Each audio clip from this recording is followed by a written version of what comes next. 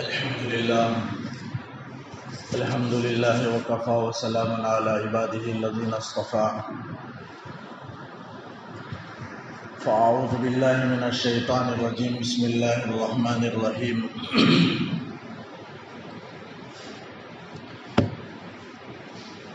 سلة من الأولين وسلة من الآخرين. وأصحاب الشمال ما أصحاب الشمال في سموم وحميم وظل من يحموم لا بارد ولا كريم إنهم كانوا قبل ذلك مترفين وكانوا يصرون على الحنث العظيم. بزرگان محترم، گزشتہ 2 ہفتہ سورہ واقعہ کی ابتدائی آیات کے متعلق میں نے عرض کی. اب جو میں نے آیت تلاوت کی پہلے دوسرے رکوع کی، جس میں اللہ تعالیٰ فرماتا ہے سلۃ من الاولین و سلۃ من الآخرین، اگلوں میں ایک بڑی جماعت اور پچھلوں میں ایک بڑی جماعت جنت میں جائے گی. یعنی اصحاب یمین کا اللہ تعالیٰ نے اس سے پہلے تذکرہ فرمایا. داہنے ہاتھ والے عرش کے دائیں جانب میں یا اللہ تعالیٰ کے دائیں طرف میں، یا جن کے نام اعمال داہنے ہاتھ میں دیے جائیں گے وہ اصحاب یمین ہوں گے. اور قرآن نے تذکرہ کیا کہ اوپر جو جنت کی نعمتوں کا ذکر تھا یہ اصحاب یمین کے لیے ہے، جن کے نام عمل کو داہنے ہاتھ میں دیا جائے گا. یہ اہل سعادت ہیں، نیک بخت لوگ ہیں جو جنتی ہوں گے. اور جنتیوں کا میں ایک بڑی جماعت اگلوں کی ہوگی، ایک بڑی جماعت پچھلوں کی ہوگی. یعنی آپ صلی اللہ علیہ وسلم کے ہر دور میں ایک طبقہ ضرور اصحاب یمین کا ہوگا، جنتیوں کا ہوگا بڑا طبقہ.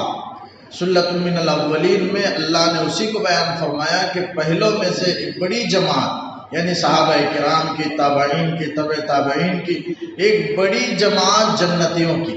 اور پھر پچھلوں میں ایک بڑی جماعت، یعنی قیامت تک ہر دور اور ہر طبقے میں ایک بڑی جماعت ہوگی جنتیوں کی، جس کا اللہ نے ان آیتوں میں تذکرہ فرمایا.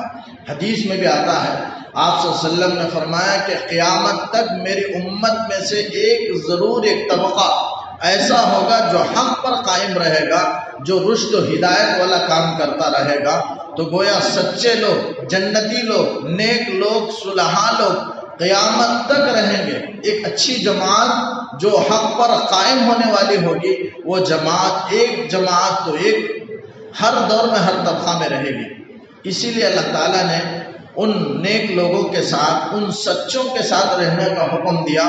فرمایا اتقوا اللہ یا ایھا الذین آمنوا اتقوا اللہ وکونوا مع الصادقین، اے ایمان والو اللہ سے ڈرو اور صادقین کے ساتھ ہو جاؤ. تو معلوم ہوا صادقین اگر زمانے میں ہوں تبھی اللہ تعالیٰ کہہ سکتا ہے.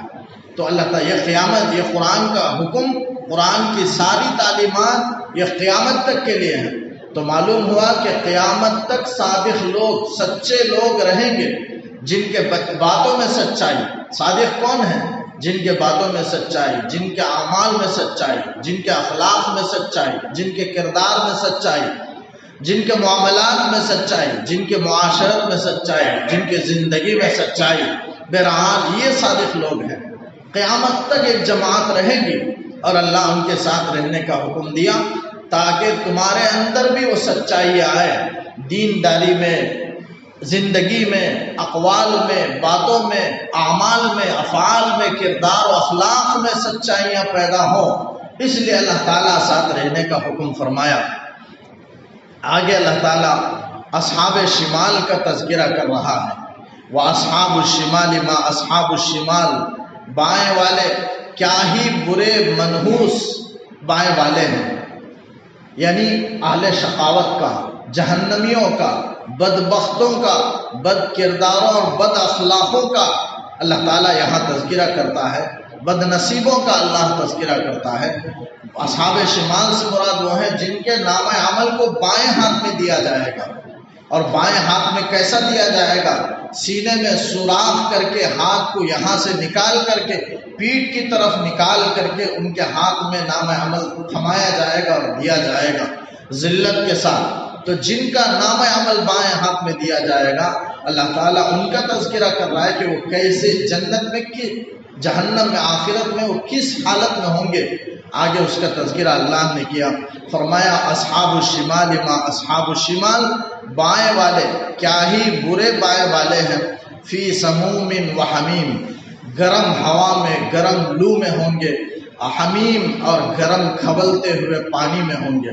یعنی جہنم میں اللہ تعالیٰ چونکہ جہنم کے دروازے کو بھی بند کر دیا جائے گا، سارے جہنمیوں کو ڈالنے کے بعد اوپر سے اس کے ڈھکن کو بند کر دیا جائے گا، موج دیا جائے گا، جس کا تذکرہ اللہ تعالیٰ نے سورہ حمزہ میں فرمایا کہ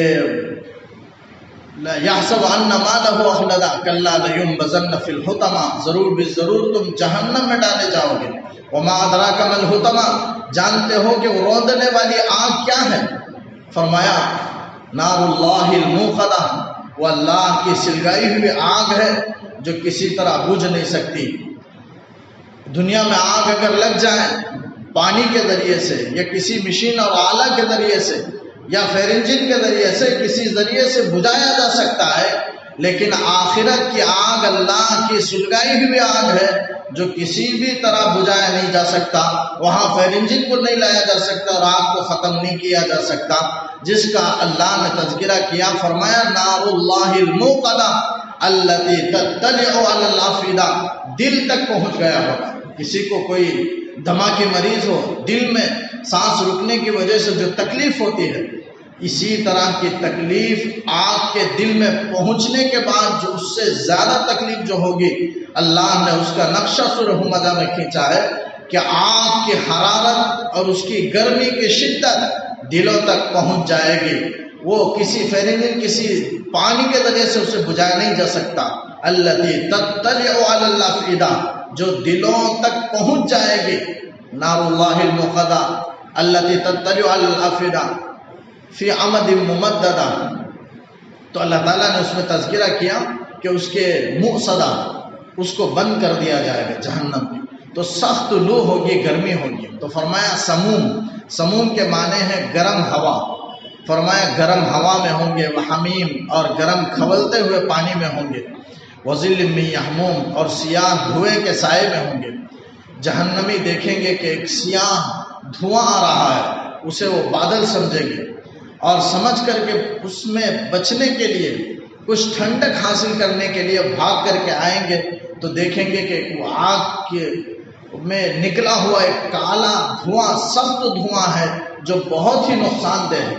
آنے کے بعد معلوم ہوگا کہ اس کے اندر کوئی ٹھنڈک نہیں ہے، کوئی فائدہ پہنچانے والا نہیں، بلکہ ایسا سخت دھوئیں میں ہوں گے، سیاہ دھوئیں کے سائے میں ہوں گے، لا بارد، جو نہ ٹھنڈک پہنچانے والی ہوگی وہ آگ، ولا قریب، وہ دھواں نہ فائدہ مند ہوگا۔ یعنی انسان ٹھنڈک حاصل کرنے کے لیے آئے گا لیکن وہ ٹھنڈک پہنچانے والا نہیں ہوگا، ولا قریب، اور کوئی راحت بخش نہیں ہوگا، کوئی فائدہ پہنچانے والا نہیں ہوگا۔ انہم کانوا قبل ذلک مترفین، ویسے اس سے پہلے بے شک وہ خوشحال تھے۔ مترف کے معنی ہے خوشحال کے، تو فرمایا انہم کانوا قبل ذلک، یہ جہنمی لوگ اس سے پہلے یعنی جہنم میں آنے سے پہلے دنیا میں رہتے ہوئے مترفین خوشحال تھے، لیکن جہنم میں آنے کے بعد ان کی حالت بد ہو گئی اور بری ہو گئی اور بدتر ہو گئی کہ جہنم میں تکلیف اور عذابات کی وجہ سے خطرناک ان کی حالت ہو گئی، لیکن دنیا میں عیش کے ساتھ وہ رہا کرتے تھے، چونکہ ہر ایک دنیا میں عیش و آرام کی زندگی گزار رہا ہے۔ عیش و آرام کی زندگی گزارنا ممنوع نہیں ہے، ایسا نہیں ہے کہ اللہ کی فرما برداری میں ہم بالکل پسماندہ ہو جائیں اور تنگ دستی میں آ جائیں، یہ مراد نہیں ہے۔ خوشحالی کی زندگی عبادات میں بھی، نیکیوں میں بھی، گناہوں سے زیادہ نیکیوں میں خوشی ہے، گناہوں سے زیادہ نیکیوں میں صحت ہے، گناہوں سے زیادہ، بلکہ گناہ میں تو سارے سراسر نقصانات ہی ہیں، لیکن نیکیوں میں سراسر فائدے ہی فائدے ہیں، صحت ہے، برکت ہے، زندگی ہے، راحت ہے، ساری اچھائیاں نیکیوں کے اندر ہیں، تو خوشحال زندگی آدمی دنیا میں گزارے، یہ کوئی منع نہیں ہے، ممنوع بات نہیں ہے، لیکن اللہ کے فرما برداری کے ساتھ اللہ کے شریعت کے احکامات پر عمل کرتے ہوئے اگر زندگی گزارے تو پھر یہ خوشحالی کے ساتھ زندگی گزارنا اس کے لیے دنیا میں بھی خوش نصیبی کا سبب ہے اور آخرت کے لیے بھی خوش نصیبی کا سبب ہے۔ تو اللہ تعالیٰ یہ کہتا ہے کہ جہنم میں جانے کے بعد وہ بدحالی کو اللہ تعالیٰ بیان کر رہا ہے کہ اتنی بری حالت ہے کہ دنیا کے اندر وہ خوشحالی کے ساتھ تھے۔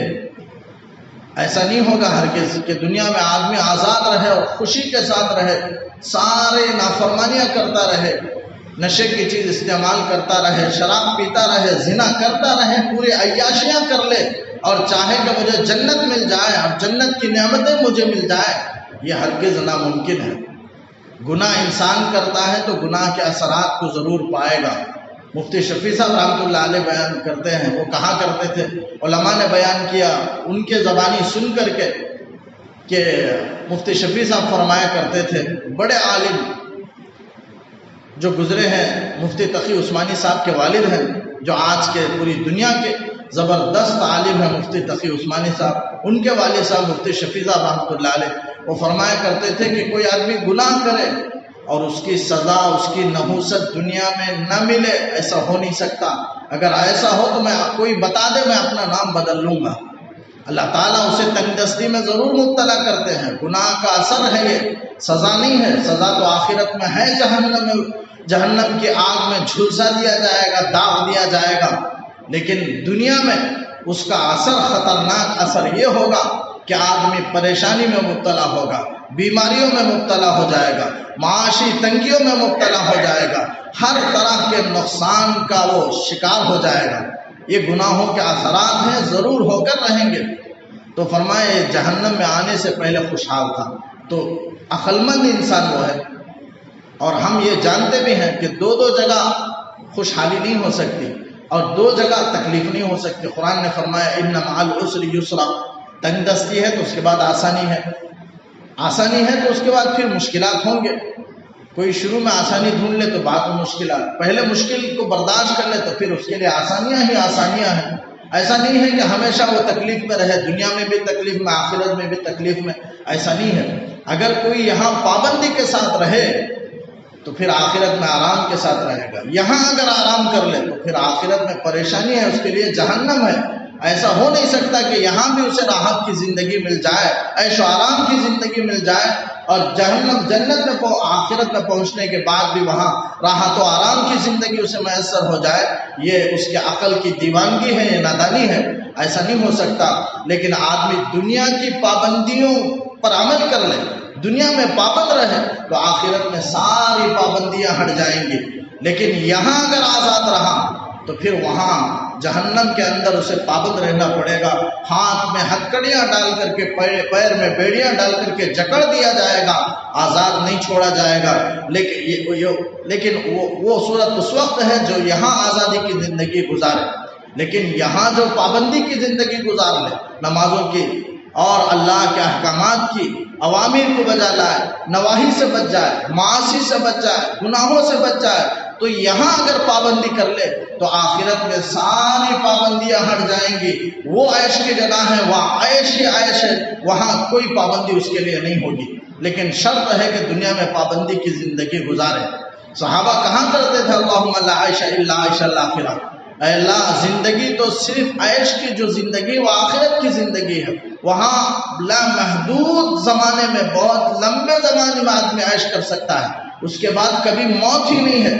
جنت کی نعمتوں میں دوسری جگہ اللہ تعالیٰ نے فرمایا لا یذوقون فیہا الموت، جنت میں جانے کے بعد وہ موت کی تکلیف کو نہیں چکیں گے، الا الموتۃ الاولی، صرف ایک موت کی، جو دنیا میں موت آ چکی اس کے بعد پھر کبھی بھی موت کے مزے کو نہیں چکیں گے، موت کی تکلیف ان کو نہیں ہوگی۔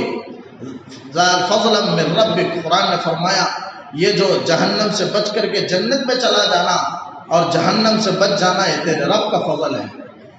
ذالک هو الفوز العظیم، یہ بڑی کامیابی ہے۔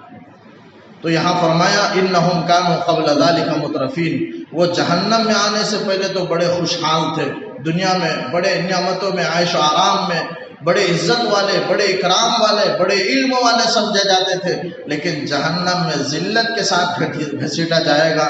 اللہ تعالیٰ کہتا ہے جہنم میں ان کی یہ بدحالی یہ اس لیے ہوگی کہ وَكَانُوا يُصِرُّونَ عَلَى الْحِنْسِ الْعَظِيمِ، وہ اصرار کرتے تھے بڑے بڑے گناہوں پر۔ حنس العظیم، حنس کے معنی گناہ کے ہیں، عظیم کے معنی بڑے کے ہیں، تو بڑے بڑے گناہوں پر اصرار کرتے ہیں۔ بڑے گناہ کیا ہیں جسے ہم کبیرہ گناہ کہتے ہیں؟ ویسے تو بہت ہیں، بے شمار ہیں، بڑے ہیں، لیکن اللہ کے رسول صلی اللہ علیہ وسلم نے 7 بڑے گناہوں کا ذکر فرمایا، اور فرمایا کہ اس سے بچو، وہ ہلاک کرنے والے، انسان کو جہنم میں پہنچانے والے ہیں۔ چونکہ جہنم کا تذکرہ چل رہا ہے، اس لیے اس مناسبت سے وہ 7 بڑے گناہوں کا تذکرہ میں کر دیتا ہوں، ورنہ اس کے علاوہ بھی بہت سے گناہ ہیں۔ آپ نے فرمایا اجتنبوا السبع الموبقات، 7 ہلاک کرنے والے گناہ سے بچو۔ تو اس میں آپ صلی اللہ علیہ وسلم نے فرمایا شرک، یہاں حنس عظیم سے مراد شرک ہے، شرک پر اصرار کرنا، کفر پر اصرار کرنا۔ انسان کو شیطان بہکاتا ہے، اس کے بہکانے کے کئی طریقے ہیں۔ ایک تو انسان کو کفر و شرک میں شیطان مبتلا کرتا ہے، کفر و شرک کی طرف لے جاتا ہے، اور پھر اسے توبے کی توفیق نہیں ہوتی، وہ کفر و شرک پر، ضلالت کے راہ پر چلتا ہوا چلا جاتا ہے۔ کفر پر، پہلے کفر پر، پھر اس کے بعد شیطان کا حربہ شرک پر ہے کہ اللہ کے ساتھ شریک ٹھہرانے کو کہتا ہے۔ وہ پھنساتا ہے انسان کو۔ اس کے نقصانات میں سے، شیطان کے وسوسوں میں سے دوسرا وسوسہ یہ ہے کہ اسے شرک میں پھانستا ہے اور اسے مزین کرتا ہے۔ اسی لیے جو مشرک ہوتے ہیں، بدعتی لوگ، جو درگاہوں میں پہنچتے ہیں اور سجدہ وغیرہ کرتے ہیں، منتیں مانگتے ہیں، نظر مانگتے ہیں، یہ سب عبادتیں ہیں، لیکن یہ اللہ کا حق ہے، لیکن اسے چھوڑ کر کے غیر اللہ کے لیے ساری چیزوں کو لائق قرار دیتے ہیں، یہ گویا اللہ کے ساتھ شرک ہے، شیطان نے اسے مزین کر دیا۔ اسی لیے اگر بدعتی کو دین کی بات، توحید کی بات سمجھائی جائے، وہ سننے کے لیے تیار نہیں، اور بدعتی کو کبھی وہ سمجھتا ہے کہ میں سب سے حق پر ہوں، اور کبھی اسے توبے کی توفیق نہیں ہوتی۔ کسی مشرک کو، کسی بدعتی کو کبھی آپ نے نہیں دیکھا ہوگا کہ وہ توبہ کیا ہو، کیونکہ وہ جانتا ہے کہ میں جو عمل کر رہا ہوں سب سے حق ہے۔ شیطان اس طرح اس کے نظروں میں وہ شرک کو مزین کر دیا۔ یہ شیطان کو پھنسانے کا دوسرا طریقہ، انسان کو شیطان کے حملے کا دوسرا طریقہ ہے شرک میں۔ اور تیسرا یہ کہ اگر شرک سے ہی باز آ گیا تو پھر انسان کو گناہ کبیرہ میں مبتلا کرتا ہے۔ ویسے اس کے 7 طریقے انشاءاللہ کسی موقع پر عرض کروں گا، تو مجھے یاد کرنا ہے کہ تیسرا طریقہ یہ ہے کہ وہ گناہ کبیرہ میں انسان کو مبتلا کر دیتا ہے، پھر انسان گناہ کبیرہ کرتا کرتا جہنم کا مستحق بن جاتا ہے۔ تو آپ نے فرمایا 7 ہلاک کرنے والے گناہ، اس میں ایک شرک ہے۔ ان الشرک لظلم عظیم، شرک ظلم عظیم ہے، بڑا گناہ ہے، اللہ تعالیٰ اس کی کبھی بھی مغفرت نہیں کرے گا، چاہے وہ پورے زمانے میں مسلمانوں کی فہرست میں اس کا نام رہا ہو اور مسلمان کا نام رہا ہو اور صف اولیٰ میں وہ نماز پڑھ رہا ہو، اور چاہے وہ پورے رمضان کا روزہ رکھنے والا ہو، زکوٰۃ اور حج ادا کرنے والا ہو، لیکن اگر شرک کر لیا تو ہمیشہ ہمیشہ کے لیے کافر کے ساتھ وہ جہنم میں رہے گا۔ اللہ تعالیٰ شرک کو معاف نہیں فرمائیں گے، شرک کرنے والے کو اللہ تعالیٰ کبھی جنت میں نہیں بھیجیں گے، ہمیشہ کے لیے وہ جہنم میں رہے گا۔ جیسے کافر رہے گا ویسے مشرک بھی رہے گا۔ ہاں اگر مرنے سے پہلے توبہ کر لے اپنے شرک سے، جیسے قرآن نے کہا الا من تابا، ویسے توبہ کر لے تو پھر اللہ تعالیٰ شرک کے گناہ کو بھی معاف کر دیتے ہیں۔ یہ اللہ تعالیٰ کو بے انتہا ناپسندیدہ ہے کہ انسان اللہ کے ساتھ شریک ٹھہرائے اس کی عبادتوں میں۔ تو یہ گناہ جو انسان کو ہلاک کرنے والا، جہنم میں پہنچانے والا ایک شرک ہے۔ اور دوسرا آپ صلی اللہ علیہ وسلم نے فرمایا کہ قتل ہے، اور کسی کو ناحق قتل کرنا، اور تیسرا آپ نے فرمایا جادو کرنا، اور چوتھا آپ صلی اللہ علیہ وسلم نے وہ ہلاک کرنے والے گناہوں میں آپ نے بیان فرمایا کہ یتیم کا مال کھانا، اور پانچواں فرمایا سود کا مال کھانا، سود کھانا جا بجا قرآن مجید میں اس کی وعیدات ہے، تو آپ نے بیان فرمایا سود کھانا، اور پھر فرمایا چھٹا جنگ سے بھاگ جانا، اور پھر فرمایا آخر میں کہ یتیم کا مال کھانا، یتیم کا مال کھانا اور تہمت لگانا، تو یہ 7 چیزیں ہیں۔ یتیم کا مال کھانا، قرآن کریم میں اسے آگ کھانے سے تشبیہ دیا، فرمایا ان الذین یاکلون اموال الیتامی ظلما، جو ظلم سے یتیم کے مالوں کو کھاتے ہیں، انما یاکلون فی بطونہم نارا، وہ اپنے پیٹ میں آگ کو بھر رہے ہیں، وہ مال نہیں کھا رہے ہیں۔ دیکھنے میں مال ہے جیسے ماچس ہے، دیکھنے میں کاڑی نظر آتا ہے، سلگانے کے بعد حقیقت میں وہ آگ ہے۔ اسی طرح جو مال یتیم کا انسان کھا رہا ہے، دیکھنے میں وہ کھانا ہے، حقیقت میں وہ جہنم کی آگ ہے، آگ سے اپنے پیٹ کو بھر رہے ہیں۔ فرمایا وآتوا الیتامی اموالہم ولا تاکلوا اموالہم الی اموالکم انہ کان حوبا کبیرا، یتیم کے مال کے کھانے کو قرآن نے خود بیان فرمایا کہ وہ بہت بڑا کبیرہ گناہ ہے، بہت بڑا گناہ ہے۔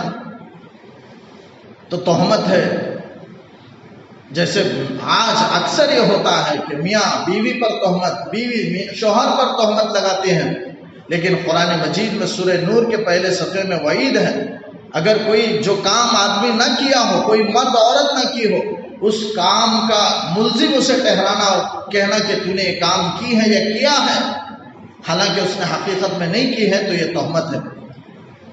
4 گواہ پیش کرنے ہوں گے، ورنہ اس پر کوڑے مارے جائیں گے، 80 کوڑے لگائے جائیں۔ فرمایا فَجْلِدُوهُمْ 80 جلدہ، 80 کوڑے، وَلَا تَقْبَلُوا لَهُمْ شَهَادَةً أَبَدًا، اور کبھی اس کی گواہی بھی قبول نہیں کی جائے گی۔ یہ تہمت لگانے والے کے گناہ ہیں۔ تو یہ 7 ہلاک کرنے والے گناہ، ویلے اس کے علاوہ بھی ہیں۔ زنا ہے، یہ کوئی معمولی نہیں ہے، آپ یہ نہ سمجھے کہ زنا چھوٹا گناہ ہے، اللہ کے رسول نے اسے بیان نہیں فرمایا، بلکہ ایسے عظیم گناہوں میں ہیں، تقریباً 4 گناہ ایسے ہیں جن کی سزا اللہ نے خود متعین فرمائی، بقیہ گناہوں کی سزا اللہ نے متعین نہیں فرمائی۔ اللہ کے رسول صلی اللہ علیہ وسلم کچھ سزائیں متعین فرمائی ہیں، باقی حاکم کے ثواب دید پر، ان کے رائے اور مشوروں پر اسلام میں چھوڑ دیا گیا کہ امیر المومنین اور خلیفۃ المسلمین جس کو جتنا سزا دے گناہ کے مقابلے میں، گناہ کے حیثیت سے اتنا وہ سزا دے سکتے ہیں، لیکن 4 گناہوں کی سزا خود اللہ نے بیان فرمایا۔ قتل ہے، اس کی سزا قتل ہے، بدلے میں اسے بھی قتل کر دیا جائے گا، یا دیت 100 اونٹ اس سے، یا اس کی قیمت اس سے لی جائے گی، وصول کیا جائے گا۔ یہ ہے قتل کی سزا، اسے اللہ نے بیان کی۔ زنا کی سزا اللہ نے بیان کی، اسے قتل کر دیا جائے گا، سنسار، پتھروں میں سے زمین میں گاڑ کر کے، پتھروں سے آدھا جسم گاڑ کر کے، پتھروں سے مار کر کے اسے ہلاک کر دیا جائے گا۔ یہی توبہ ہے، معافی کی یہی صورت ہے زانی کے لیے، شادی شدہ زانی کے لیے، اس کے علاوہ کوئی صورت نہیں۔ توبے سے وہ معاف نہیں ہوگا، توبے سے معاف ہوتا تو سعودیہ حکومت زانی سے کہہ دیتے کہ تم توبہ کر لو، ہرگز نہیں، توبے سے گناہ معاف نہیں ہو سکتا۔ آدمی کتنی مرتبہ توبہ کر لے، اس کی معافی کی صورت یہی ہے کہ اسے سنسار کر دیا جائے۔ اتنا خطرناک گناہ ہے زنا، اس کی سزا بھی اللہ نے بیان فرمائی۔ چوری ہے، اس کی سزا اللہ نے بیان فرمائی، ہاتھ کاٹیں۔ تہمت ہے، اللہ نے بیان فرمایا 80 کوڑے لگائیں۔ تو یہ 4 گناہ ایسے جس کی سزا خود قرآن نے بیان فرمائی، اور حدیث میں حضور صلی اللہ علیہ وسلم نے بیان فرمایا شراب پینے والے پر 80 کوڑے لگائے جائیں گے، اور بھی چند سزائیں ہیں، بس اتنا ہی۔ تو قرآن میں اللہ یہ 3-4 جو سب بڑے بڑے گناہ ہیں ان کا اللہ نے تذکرہ کیا، اور ان کی سزا خود اللہ نے متعین فرمائی، لیکن اس کے علاوہ دوسرے گناہوں کی سزا اللہ نے متعین نہیں فرمائی۔ تو یہ وَكَانُوا يُصِرُّونَ عَلَى الْحِنْثِ الْعَظِيمِ، بڑے بڑے گناہوں پر وہ اصرار کرتے تھے۔ وَكَانُوا يَقُولُونَ، اور کہا کرتے تھے کہ اِذَا مِتْنَا وَكُنَّا تُرَابًا، جب ہم مر جائیں اور مٹی ہو جائیں، وَعِظَامًا، اور ہڈی ہو جائیں، تو اِنَّا لَمَبْعُوثُونَ، کیا ہم دوبارہ اٹھائے جائیں گے؟ او آباؤنا الاولون، کیا ہمارے پچھلے آباء و اجداد بھی اٹھائے جائیں گے؟ یعنی کفار مکہ نبی سے سوال کرتے تھے کہ جب ہم مر جائیں گے اور مٹی میں مل جائیں گے تو کیا اللہ تعالیٰ پھر دوبارہ ہمیں اٹھائے گا؟ یہ کیسے اٹھائے گا؟ ناممکن ہے، انسان کے سارے اعضاء کو مٹی کھا چکی ہوتی ہے، تو پھر کیسے زندہ کرے گا؟ ہمارے باپ دادا کو کیسے زندہ کرے گا؟ اللہ تعالیٰ اس کا جواب دے رہا ہے، قل، اے نبی آپ فرما دے، ان الاولین والآخرین، پچھلے بھی، پہلے بھی اور پچھلے بھی، لمجموعون، سب کے سب قیامت کے دن جمع کیے جائیں گے، الی میقات یوم معلوم، ایک متعین دن کے وقت میں۔ اس میں 2 چیز ہیں، ایک تو دن کے وقت میں قیامت قائم ہوگی، رات کے وقت میں نہیں، یعنی تاریکی نہیں ہوگی بلکہ روشنی ہوگی ایسے موقع پر دن میں۔ اور دوسری بات یہ معلوم ہوتی ہے متعین دن کے وقت میں، یعنی ایک اس کا متعین دن ہوگا قیامت قائم ہونے کا، جو دن اللہ کے علاوہ کوئی نہیں جانتا۔ یعنی قمری تاریخ کے اعتبار سے وہ کون سا دن ہوگا؟ جو دنیا کی موت کا دن ہوگا۔ اور انگریزی تاریخ کے اعتبار سے کیا تاریخ ہوگی وہ اللہ ہی جانتا ہے، اللہ کے علاوہ کوئی نہیں جانتا۔ تو وہ متعین دن کا جو وقت ہے، وقت معلوم، متعین دن، قیامت قائم ہونے کی متعین تاریخ، اس تاریخ میں قیامت قائم ہوگی اور سب کے سب پچھلے اور پہلے سب جمع کیے جائیں گے۔ سارے انسانوں کا تھاٹے مارتا ہوا سمندر میدان محشر کی طرف چلے گا۔ ثم انکم ایھا الضالون المکذبون، پھر اللہ تعالیٰ کہتا ہے کہ تم اے گمراہ لوگو، اے جھوٹے لوگو، تم ضرور بھی ضرور جہنم میں تم ڈالے جاؤ گے۔ لآکلون من شجر من زقوم، زقوم کے درخت کو تم ضرور کھانے والے ہو۔ فمالئون منها البطون، اور اسی سے اپنے پیٹ کو بھرنے والے ہو۔ یعنی جہنم میں جانے کے بعد جہنمیوں کا غذا زقوم ہوگا۔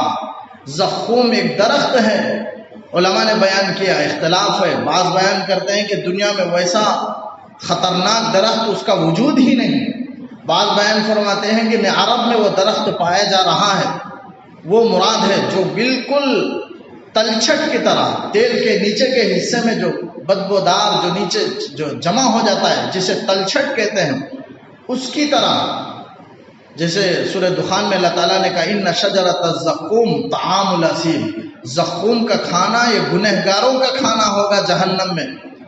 کالمہل، تلچھٹ کی طرح، یغلی فی البطون، پیٹوں میں جانے کے بعد کھولے گا۔ کغلی الحمیم، گرم پانی کے کھولنے کی طرح پیٹوں میں کھولے گا۔ اللہ تعالیٰ فرمائیں گے فرشتوں سے کہ خذوہ، اسے پکڑو، فاعتلوہ، اسے جکڑ کر کے جہنم کے درمیان میں اسے پہنچا دو۔ اللہ تعالیٰ فرشتوں سے کہیں گے کہ خذوہ فاعتلوہ الی سواء الجحیم، پھر فرمائیں گے ثم صبوا فوق رأسہ من عذاب الحمیم، پھر اس کے بعد اس کے سر پر گرم کھولتا ہوا عذاب، جہنم کا عذاب اس کے سر پر ڈالو۔ اللہ تعالیٰ فرمائیں گے جب ڈالے گا وہ زقوم کا پھل کھائے گا، گرم پانی پیے گا، ساڑی انتڑیاں کٹ جائیں گے اور نیچے بہہ کر کے چلی جائیں گے۔ جسم کا پورا چمڑا گرمی کی وجہ سے پگھل جائے گا، فوراً اللہ تعالیٰ عذاب دینے کے لیے دوسرے چمڑے کو چڑھا دیں گے، جس کا تذکرہ اللہ تعالیٰ نے ایک آیت میں فرمایا کہ نحن بدلنا، اللہ تعالیٰ جلوداً غیرہا، بدلناہم جلوداً غیرہا، دوسرے چمڑے سے فوراً بدل دیں گے۔